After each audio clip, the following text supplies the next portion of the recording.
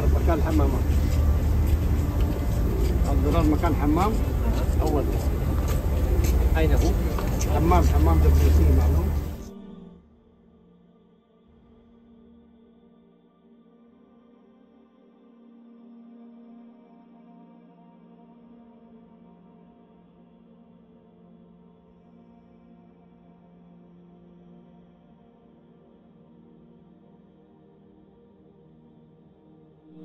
Bu masjidni tarixi bilan sizga kelib turib bir joyda ko'rsatdim.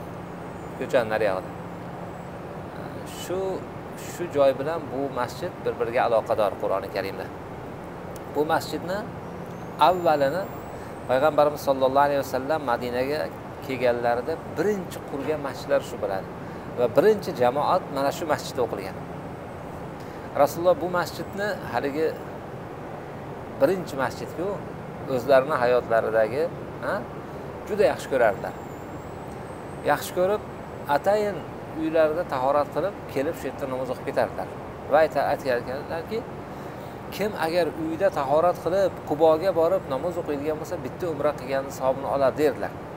Shunaqa bir ajoyib yaxshi ko'rarlar edi. 9-hijriy yilda Rasululloh Madinaga kelganlaridan keyin, demak 9 yil o'tgandan keyin bu joydagi munofiqlar va bu munofiqlarni boshqarib turgan bir Abu Omir degan bir kishi bo'lardi. Rasululloh bu yerga kelganlaridan keyin Rasulullohga dushmanlikni oshkor qilib, keyin Makka ga ketib, ularni musulmonlarga gijgijlab yurgan odam. Shuni tashabbusi bilan ko'chaning u yog'iga bir masjid qurilgan. Mana hozir kelgan ko'chamiz nari tomoniga.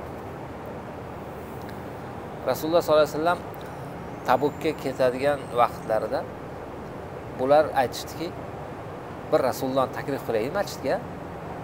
Ya Rasululloh, shu masjidimizda bir namoz o'qib bersangiz, sovuq kunlari, issiq kunlari chollarga, kampirlarga bir namozxona qilib qo'ydik.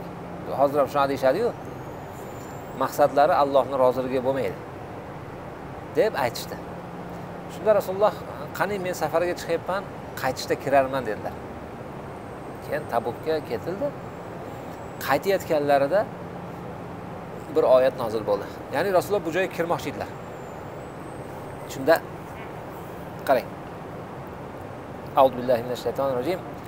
والذين اتخذوا مسجدا ضرارا وكفرا وتفريقا بين المؤمنين وإرصادا لمن حارب الله ورسوله من قبل. Yana shunday odamlar bor. Ular masjid quradilar.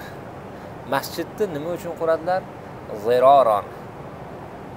Musulmonlarni ichiga zarar yetkazishlik uchun, sizga zarar qilishlik uchun masjid quradilar. Kufr uchun masjid quradilar. Masjidni kufr uchun quradimi? Ko'rdingmi? Odamning niyati shunaqa bo'lar ekanda. Va tafriqon baynal mu'minina, va mu'minlarning o'rtasiga tafriqa solish uchun ham odamlar masjid qurdilar. Va irsodan liman haraballohu va rasulahu min qabl.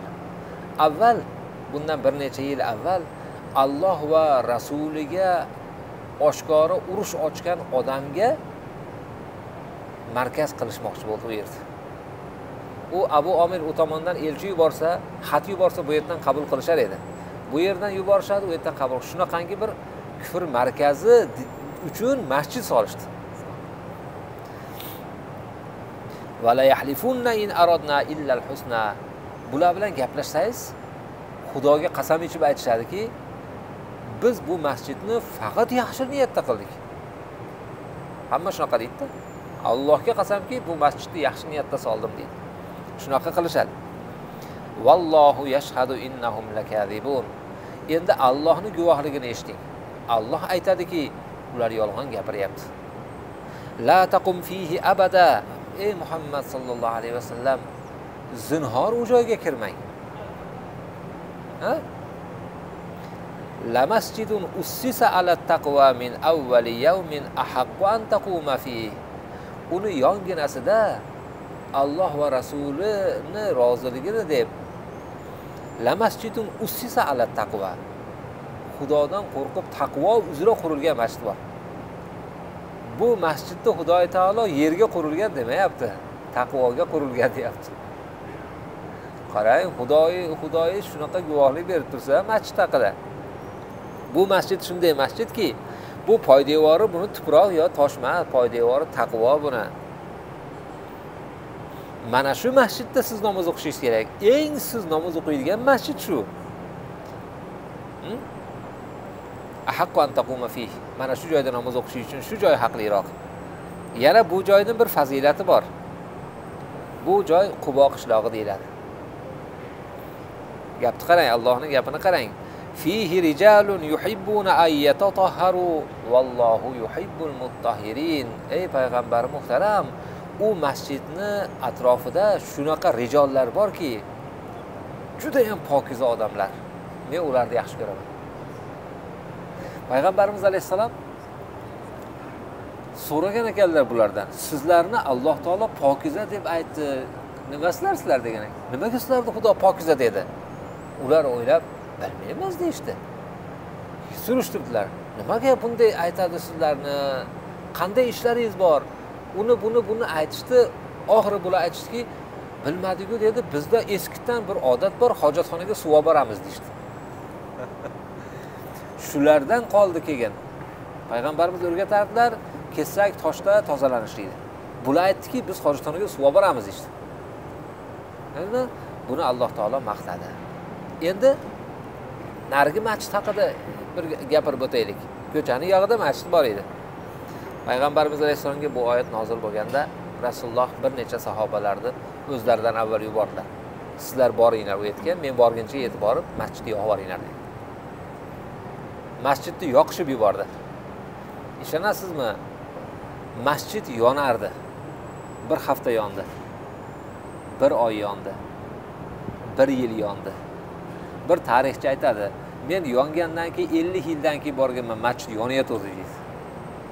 Masjidga shu kungacha ham, yaqingacha ham bir narsa qurib bo'lmas, tutun chiqib turardi. Shunaqa badbo'y hid kelardi. Endi pastladi, bir bino solishdi shu joyga. 500 metrcha keladi. Hozir chiqishingizni ko'rsataman. Shuning uchun kishilar masjid solsalar, masjidni endi ko'pchilik soladi. Ularning hammasini maqsadi bir narsa bo'lsinki, taqvo bo'lsin. Alloh rozi bo'lsin. Ular masjiddan siyosiy maqsadda foydalanishmasin. U joyda o'zlarini anjumanlarni o'tkazib, musulmonlarga, jamoaga zarar yetkazadigan gap so'zlarni qilishmasin. Agar shunday qilishadigan bo'lsa, u ham masjidda ziror bo'ladi. Agar masjidni poydevoridan Alloh roziligi uchun boshlasa, la masjidum ussisa ala taqvo bo'ladi. Taqvo uzra qurilgan masjid bo'ladi. Aql. Parvardigor, bu masjidni taqvo uzra qurganlarni avf et. Bizlardan va boshqa musulmonlardan ularga xayr jazo nasib ayla. Allohu akbar.